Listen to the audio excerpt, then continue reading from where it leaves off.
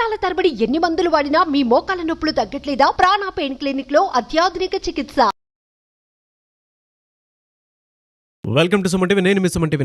కోల్కతా ఇన్సిడెంట్కి సంబంధించినటువంటి వాటిల్లో ఎప్పుడెప్పుడు జస్టిస్ వస్తుందా అని ఎదురు చూసేటువంటి వాళ్ళకి, అంటే ఎండ్ కార్డ్ ఎప్పుడు పడుద్దా అని చూసేటువంటి వాళ్ళకి ఎక్స్ ప్రిన్సిపల్ సందీప్ ఘోష్ అరెస్ట్తోనే మొదలవుతుందా అనేటువంటి అనుమానాలు అయితే మనకు రాకమానదు. అండ్ అదొక ఆ హోప్ క్రియేట్ చేసుకున్నటువంటి వాళ్ళు ఎవరైతే ఉన్నారో జస్టిస్ కోసం, సో ఇది బిగినింగ్ అని చెప్పేసి చెప్పుకోవచ్చు. అయితే అరెస్ట్ ఏ విధంగా జరిగింది, దీనికి సంబంధించినటువంటి కీలక అంశాలు మాట్లాడడానికి మనతో పాటు హైకోర్టు అడ్వకేట్ రవీంద్రనాథ్ గారు ఉన్నారు. వారి మాటలో తెలుసుకుందాం. Hello sir.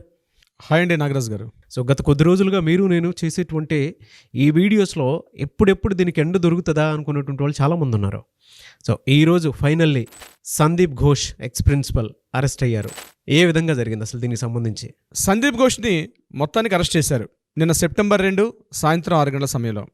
ఇతని అరెస్టు ఎంత సంచలనం రేకెత్తిస్తుందో అదేవిధంగా కొన్ని డౌట్స్ను కూడా రైజ్ చేస్తుంది ఈ అరెస్ట్ వెనకాల. ఎందుకంటే సందీప్ ఘోష్ మీద మొత్తం 3 రకాల అభియోగాలు ఉన్నాయి. ఒకటి, తన కాలేజీ తన ప్రిన్సిపాల్గా పనిచేస్తున్న సమయంలో ఆర్జికర్ మెడికల్ కాలేజ్ జరిగినటువంటి ట్రైనీ డాక్టర్ హత్య మీద ఒక విషయం. రెండవది, ఇతని మీద వచ్చిన ఆబ్లిగేషన్స్, ఇతని టైంలో జరిగేటువంటి ఆర్థిక అవకతవకలు, ఫైనాన్షియల్ ఇర్రెగ్యులారిటీస్ అంటాం మనం, దానికి సంబంధించింది ఒకటి. మూడవది, ఈయన అక్రమాస్తులు సంబంధించింది ఈడీకి సంబంధించి. మొత్తం 3 అభియోగాలు ఉన్నాయి ఈయన మీద.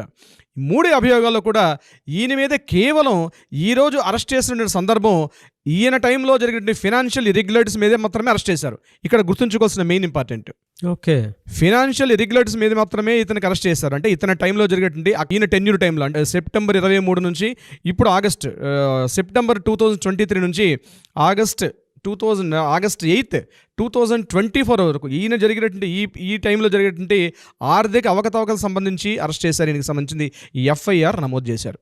అయితే ఇప్పటివరకు ఈయనకి ట్రైనీ డాక్టర్ మీద హత్య మీద మాత్రం ఈయనకి ఎఫ్ఐఆర్ నమోదు కాలేదు. ఈడీ మరొక ఎఫ్ఐఆర్ నమోదు చేసింది. అయితే సామాన్య ప్రజానీకానికి చాలామంది మెదడులో తొలుస్తున్న ప్రశ్న ఏంటంటే, ట్రైనీ డాక్టర్ మీద హత్య ఇప్పటివరకు ఆయన మీద ఎందుకు ఎఫ్ఐఆర్ నమోదు కాలేదు అనే విషయం మీద. ఇప్పటివరకు ఆయన మీద ఎఫ్ఐఆర్ నమోదు కాలేదు. ఇది గుర్తుపెట్టుకోవాల్సిన విషయం నాగరాజ్ గారు. చాలామందికి డౌట్, అంటే ఎఫ్ఐఆర్ నమోదు చేయకుండా ఇంట్రాగేట్ చేస్తారా? ఎందుకంటే ట్రైనీ డాక్టర్ హత్య కేసు మీద ఈయనకి సుమారుగా 140 గంటల పాటు ఈయన్ని ఇంట్రాగేషన్ చేశారు. సో కామన్ మ్యాన్కి వచ్చారు, ఒక లేమెన్ మ్యాన్కి వచ్చే డౌట్ ఏంటంటే, వితౌట్ ఎఫ్ఐఆర్ ఒక పర్సన్ ఇంట్రాగేట్ చేయొచ్చా, ఇది ఉందా, ఇదేమైనా చట్టంలోకి యాక్ట్ ఉందా అని డౌట్ కూడా వస్తుంది. నిజానికి ఇట్ ఇస్ కాగ్నిబుల్ ఎఫెన్స్ అంటారు. కాగ్నిజబుల్ ఎఫెన్స్లో ఏమవుతుందంటే, ముఖ్యంగా సిబిఐ లాంటి అథారిటీస్కి వితౌట్ ఎఫ్ఐఆర్ కూడా అతన్ని ఇంట్రాగేట్ చేసే అధికారం సిబిఐ వాళ్ళకు ఉంది, స్పెషల్ ఏజెన్సీస్కి ఉంటుంది, సిట్ వాళ్ళకు ఉంటుంది. ఎఫ్ఐఆర్తో సంబంధం లేదు. ఇది ఒక మెయిన్ ఇంపార్టెంట్, అందరూ గుర్తుపెట్టుకోవాల్సిన విషయం. అయితే ఇప్పుడు మన అరెస్ట్ సంబంధించి విషయానికి వచ్చినట్లయితే, ఈయనకి అరెస్ట్ చేసిన దేని మీద? ఈయన ఆర్థిక అవకతవకలకు సంబంధించి దేని మీద? అది కూడా టెండర్స్ పిలిచినప్పుడు తన హయాంలో టెండర్స్ ఏదైతే పిలిచాడో ఆ టెండర్స్ నెపోటిజం పేరు మీద ఎక్కడెక్కడైతే అందరినీ అలకట్ చేశాడో దానికి సంబంధించి ఆయనకి నిన్న సాయంత్రం అరెస్ట్ చేయడం జరిగింది. అయితే ఇది ఒక కారణమా, లేకపోతే టాపిక్ని ఏదైతే మెయిన్ ఇక్కడ సెంటెన్స్ ఏది, ఇతను కాలేజీలో వర్క్ చేస్తున్న సమయంలో అప్పటికి అఖ్తర్ అలీ, అదేవిధంగా తృణమూల కాంగ్రెస్ పార్టీలో ఉన్నటువంటి శంతన్ సేన్ కూడా ఇతని మీద చాలా అప్లికేషన్ తీసుకొచ్చాడు. శంతన్ సేన్ అని తృణమూల కాంగ్రెస్ పార్టీలో ఒక spokes person. Akhtar Ali already అప్పుడు అంటే ఆర్జికర్ మెడికల్ కాలేజీలో ఒక డిప్యూటీ సూపరింటెండెంట్గా వర్క్ చేస్తూ ఎలా అయితే విజిలెన్స్ వాళ్ళకి ఇతను ఎలా అయితే లెటర్ రాశాడో, at the same time Trinamool Congress పార్టీలో స్పోక్స్ పర్సన్ ఏంటి శంతన్ సేన్ కూడా ఇతని మీద హెల్త్ సెక్రటరీ కూడా లెటర్ రాశాడు. లెటర్ రాసి ఇతని మీద చాలా అప్లికేషన్స్ ఉన్నాయి, ఇతన్ని ఇమీడియట్గా విచారించమని చెప్పి ప్రిన్సిపల్ హెల్త్ సెక్రటరీకి లెటర్ రాసినప్పుడు కూడా దాన్ని పట్టించుకోలేదు. సరికాగా ఇతనిని Trinamool Congress party spokesperson నుంచి Mamata Banerjee last month dismiss చేసింది. శంతన్ సేన్ అంటే మమతా బెనర్జీ అనేటువంటి ఈ తృణమూల కాంగ్రెస్ పార్టీ ఏ రకంగా సందీప్ ఘోష్ని ఎంత ప్రొటెక్ట్ చేస్తుందనే విషయం మీద కూడా ఈరోజు సిబిఐ ప్రత్యేకంగా ఈ విషయం మీద ఇంట్రాగేట్ చేయడం మొదలు పెడుతుంది. అంటే మమతా బెనర్జీకి సందీప్ ఘోష్కి ఉన్నటువంటి వాట్సాప్ చాట్లు ఇంటర్లింక్స్ ఎలా ఉన్నాయనే విషయం మీద పర్టికులర్గా ఈయన ఏదైతే ఆర్థిక అవకతవకలు పాల్పడ్డాడో ఆర్జికర్ మెడికల్ కాలేజ్ సంబంధించి దాని డీటెయిల్ మీద క్లియర్గా ఇంట్రాగేషన్ జరుగుతుంది దీనికి సంబంధించి. అయితే కామన్ మ్యాన్కి వచ్చే క్వశ్చన్ ఏంటంటే, ఎందుకు ఇప్పటిదాకా అరెస్ట్ చేయలేదు? ఇది చాలామందికి ఉన్న ప్రశ్న. లీగల్ యాక్ట్ ప్రకారం ఇప్పుడు నేను చెప్పినట్టుగా వితౌట్ ఎఫ్ఐఆర్ కూడా ఆయన మీద ఇంట్రాగేట్ చేసే అధికారం ఉన్నప్పుడు కూడా ఎందుకు చేయడం లేదు అనే ప్రశ్న. ఇది నాకు కూడా డౌట్ ఉంది, అందరికీ డౌట్ ఉంది, బహుశా మీకు కూడా డౌట్ ఉండవచ్చు. అవును, ఎందుకంటే చాలామంది దీనికి జస్టిస్ ఎప్పుడు అని చెప్పేసి కూరుకునేటువంటి వాళ్ళు, we demand justice, we want justice అనుకునేటువంటి వాళ్ళు మనతో పాటు చాలామంది ఉన్నారు. ఎప్పుడైతే ఈ అరెస్ట్ జరిగిందో మీరు చెప్పేటువంటి డీటెయిల్స్ ప్రకారం అర్థమవుతూ ఉంది, ఓకే మెయిన్ ఇన్సిడెంట్ ఏదైతే ఉందో దానికి సంబంధించినటువంటి వాటిల్లో ఇంకా జరగలేదు, అరెస్ట్ ఇంకా జరగలేదు. ఇది ఆర్థిక అవకతవకలకు సంబంధించినటువంటి ఆ కాలేజ్ ఆర్జికర్ మెడికల్ హాస్పిటల్ ఏదైతే ఉందో దానికి సంబంధించినటువంటి వాటిల్లో ఆర్థిక అవకతవకలు చేసినటువంటి విషయంలో ఇతన్ని అరెస్ట్ చేశారు అనేటువంటి విషయం. బట్ ఎక్కడో హోప్ కూడా ఉందండి. అంటే ఎండ్ అంటే ఇక్కడ నుంచే మొదలవుతుంది అనుకున్నటువంటి హోప్ కూడా ఉంది అనేటువంటిది అనిపిస్తుంది. బట్ క్వశ్చన్స్ మార్క్ మాత్రం దీని మీద ఎందుకు వాటి వైపు ఇంకా చూపించలేదు అనేటువంటిది మాత్రం కూడా ఉంది. అరెస్ట్ చేసి ఆయన మీద ఎఫ్ఐఆర్ నమోదు చేసి ఆయన ఇంటరాగేట్ చేయడం వల్ల మరికొన్ని విషయాలు బయటికి వెలుగులోకి వచ్చే అవకాశం ఉంటుంది. బహుశా ఈ విషయం మీద హైకోర్టు ఇనిషియేట్ తీసుకుంటుందేమో నేను అనుకుంటున్నాను. ఏదైతే మన ట్రైనీ డాక్టర్ హత్య కేసు సంబంధించినటువంటి టాపిక్లో ఇప్పటికైనా హైకోర్టు ఇది, ఎందుకంటే పొలిటికల్ ఇన్ఫ్లుయెన్స్ జరుగుతుందేమో ఒక డౌట్. ఎందుకంటే మీకు ఇక్కడ గుర్తుపెట్టుకోండి, లోకల్ పోలీసుల కన్నా కాస్త హైర్ అథారిటీస్ ఎవరు ఉంటారంటే సిబిఐ వాళ్ళది ఉంటుంది. అంటే CBI is the ultimate. CBI కన్నా ఇంకెవరు లేరా ఉన్నారు. Enforcement department ED is powerful more than CBI. CBI కన్నా పవర్ఫుల్ ఈడీ. ఇంకా వాళ్ళు ఇంక ఇంటరాగేషన్లో దిగలేదు.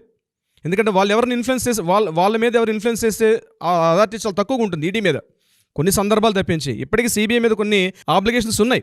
నేనేమంటున్నానంటే ఎప్పుడైతే ట్రైనీ డాక్టర్ మీద ఈయన మీద ఒక ఎఫ్ఐఆర్ నమోదైతేనే ఇది hours demand, not my demand, total entire దేశవ్యాప్తంగా ఉన్నటువంటి కొన్ని వేల మంది నిరసనకారులు ధర్నాలు చేసినటువంటి ఎంతో మంది మెదలను తొలిచేస్తున్న ప్రశ్న. ఎందుకంటే ఇతన్ని ఆ రకంగా ఎఫ్ఐఆర్ నమోదు చేస్తేనే ఇతనికి ఇంకా డీటెయిల్స్ బాగా వచ్చే అవకాశం ఉంటుందని. అయితే నిన్న ఈయన అరెస్ట్ చేశారు. నిజాం ప్యాలెస్లో ఈయన పెట్టడం జరిగింది. నిజాం ప్యాలెస్ అంటే సిబిఎల్ సెంట్రల్ కలకట్టాలో ఉన్నటువంటి నిజాం ప్యాలెస్లో ఈ ఏసీబీ అంటే సిబిఐ డిపార్ట్మెంట్లో ఒక వింగ్ అనమాట, యాంటీ కరప్షన్ బ్యూరో అనేది. ఆ యాంటీ కరప్షన్ బ్యూరోలో ఇంటరాగేషన్ కొన్ని తీసుకున్నారు, ఎఫ్ఐఆర్ నమోదు చేసి తీసుకున్నారు. ఇది ఒక కోణంలో కనిపిస్తుంది. కానీ నేనేమంటానంటే ఈ టాపిక్ అనేది బహుశా డీవియేట్ అవుతుందేమో. అంటే పబ్లిక్ని trainee doctor rape and murder case నుంచి డీవియేట్ చేస్తూ పక్కకి తీసుకెళ్లే అవకాశం ఉందేమో నాకు అనిపిస్తుంది యాజ్ బీయింగ్ అన్ అడ్వకేట్గా.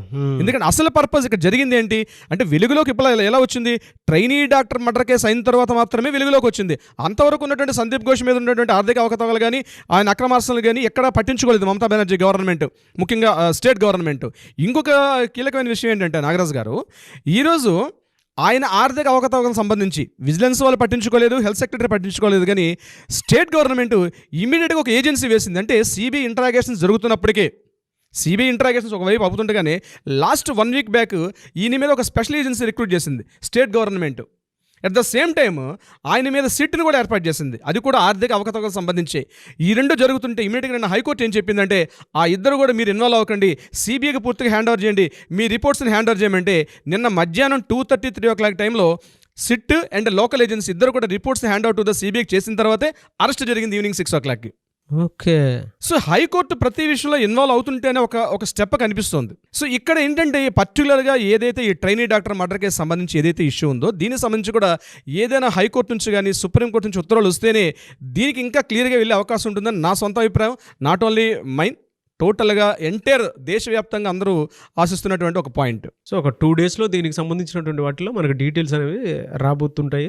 ఎందుకంటే సుప్రీంకోర్టు ట్రయల్స్లో ఉన్నాయి కాబట్టి దీనికి సంబంధించి మీరు చెప్పిన దాని ప్రకారం అక్కడ హైకోర్టు చొరవ తీసుకుంది కాబట్టి దీనికి సంబంధించి అరెస్ట్ దాకా వెళ్ళడం జరిగింది. న్యాయం బ్రతికే ఉందని చెప్పడానికి బెస్ట్ ఎగ్జాంపుల్ ఇది. ఈ కేసుకు సంబంధించి మరొక విశేషం కూడా నిన్న జరిగింది నాగరాజు గారు. అదేంటంటే Trinamool Congress party students wing, Trinamool Congress party ఆ రాష్ట్ర వ్యాప్తంగా ప్రతి వింగ్లో ఉండారండి. ప్రతి కాలేజీలో ఆమె తాలూకా స్టూడెంట్స్ వింగ్ ఉంటారు. అంటే ఆమె ఎట్లా చొచ్చుకుపోయిందంటే ఎంటైర్ టోటల్ స్టేట్లో మూలలో కూడా చొచ్చుకుపోయింది. రైతులు కానివచ్చు, లేకపోతే కార్మికులు కావచ్చు, అగైన్ స్టూడెంట్స్ కావచ్చు, యూత్, ప్రతి వింగ్ ఉందండి. ప్రతి చాప్టర్లో కూడా తృణమూల్ కాంగ్రెస్ పార్టీ తాలూకా కార్యకర్తలు ఉంటారు. ఇదే ఆర్జీకర్ మెడికల్ కాలేజీలో Trinamool Congress party students wing అని ఒక వింగ్ ఉంది. ఆ వింగ్లో మనం కనిపించేట్టు ఏదైతే ఫోటో ఉందో, ఏది సంఘటనా స్థలంలో జరిగినటువంటి అక్కడ ఉండే సాక్ష్యాధారాలను రూపమయ్యే ప్రయత్నంలో లోకల్ పోలీసులు మనకు ఒక ఇమేజ్ కూడా వచ్చింది. ఒక తెర కట్టేసి అందరు కూడా చాలా గ్రూప్ ఆఫ్ పీపుల్ చాలా గ్రూప్ ఆఫ్ పీపుల్ ఒకే ప్లేస్లో ఒక 20-30 మంది ఆ సంఘటన చూస్తున్నారు. బయటికి ఒక వైట్ కలర్ తెర కట్టేసినట్టు ఒక ఇమేజ్ కూడా మనకి బయటకు వచ్చింది. దీని మీద సిబిఐ వాళ్ళు కూడా చాలా గట్టిగా మందలించడం జరిగింది లోకల్ పోలీసులకి, అంటే ఇంక్లూడింగ్ మన ప్రిన్సిపల్తో సహా. ఎందుకంటే ఒక ఇన్సిడెంట్ జరిగిన తర్వాత సంఘటనా స్థలాన్ని క్యాప్చర్ చేసి దాన్ని ప్రొటెక్ట్ చేయాల్సిన బాధ్యత లోకల్ పోలీసులకు ఫస్ట్ ఉంటుంది.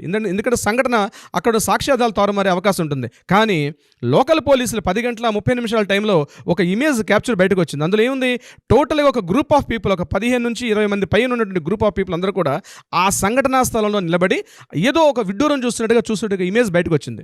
అందులో ఈ తృణమూల కాంగ్రెస్ పార్టీ స్టూడెంట్ కూడా ఫస్ట్ చూసినట్టు వ్యక్తులు అందులో ఉన్నట్టుగా కనిపించింది.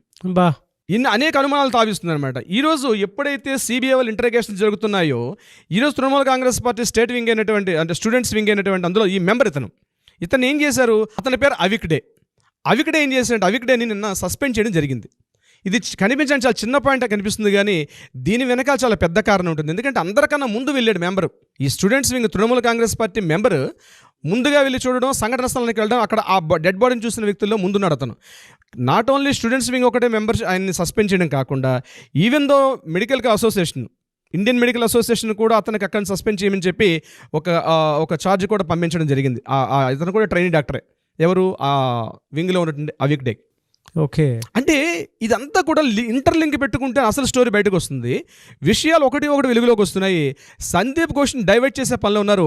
అక్కడ సంజయ్లో చెప్పిన స్టేట్మెంట్స్ అని డిఫరెంట్గా ఉన్నాయి. చాలా మంది పబ్లిక్ ఏమనుకుంటున్నారంటే ఇది ఒక వ్యక్తి చేసింది కాదు, ఒక వ్యక్తి చేసినటువంటి మర్డర్ కాదు, అంత దారుణంగా ఒక వ్యక్తి మర్డర్ చేయలేడు, ఏదో ఇంటెన్సిటీతో చెయ్యాలి. అది బహుశా ఇందులో సందీప్ ఘోష్ యొక్క ప్రమేయం ఉండొచ్చు అనే కోణంలో సిబిఐ వాళ్ళు ఇంటరాగేషన్ చేసి ఉండొచ్చు.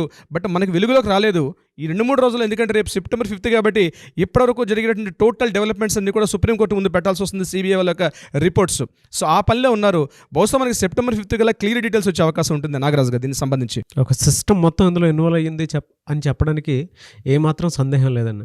ఇది ఒకళ్ళతోనే జరిగింది అనేటువంటి దానికి. కానీ ఒకటి మాత్రం చాలా పెయిన్ఫుల్ ఏంటి అని అంటే, ఒక ఆడపిల్ల మీద ఇంతమంది, అంటే ఎంటైర్ స్టేట్లో ఉండేటువంటి పొలిటీషియన్స్ కూడా ఇన్ఫ్లుయెన్స్ అయ్యి న్యూస్ బయటికి రానియకుండా చేసి ఒక మనిషిని దారుణంగా చంపటం అనేది నిజంగా చాలా వ్యక్తులు ఇందులో ఇన్వాల్వ్ అయ్యి ఉన్నారు అనేటువంటి విషయం తెలుస్తూ ఉంది మనకి.